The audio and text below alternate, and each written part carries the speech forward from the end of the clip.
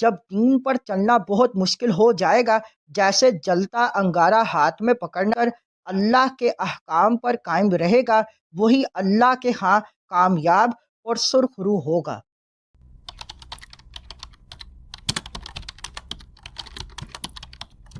بسم اللہ الرحمن الرحیم۔ آج کی حدیث مبارک فسق اور فجور کے دور میں دین پر قائم رہنے والے کی فضیلت۔ جامع ترمذی حدیث نمبر 2260۔ حضرت انس رضی اللہ تعالیٰ عنہ کہتے ہیں کہ رسول کریم صلی اللہ علیہ وآلہ وسلم نے فرمایا، لوگوں پر ایک زمانہ ایسا آئے گا کہ اس وقت لوگوں کے درمیان اپنے دین پر صبر کرنے والا، یعنی دنیا سے اپنا دامن بچا کر دینی احکام کی حفاظت اور پیروی کرنے والا اس شخص کی مانند ہوگا جس نے اپنی مٹھی میں انگارہ لے لیا ہو۔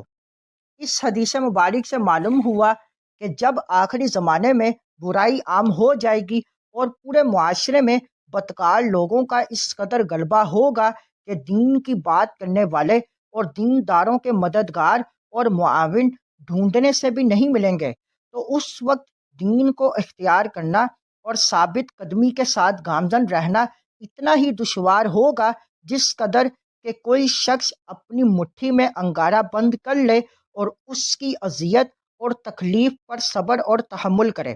اس حدیث سے یہ سبق ملتا ہے کہ ایک ایسا وقت آئے گا جب دین پر چلنا بہت مشکل ہو جائے گا، جیسے جلتا انگارہ ہاتھ میں پکڑنا۔ اس وقت جو شخص صبر کے ساتھ دنیا کے فتنوں اور لالچ سے بچ کر اللہ کے احکام پر قائم رہے گا، وہی اللہ کے ہاں کامیاب اور سرخرو ہوگا۔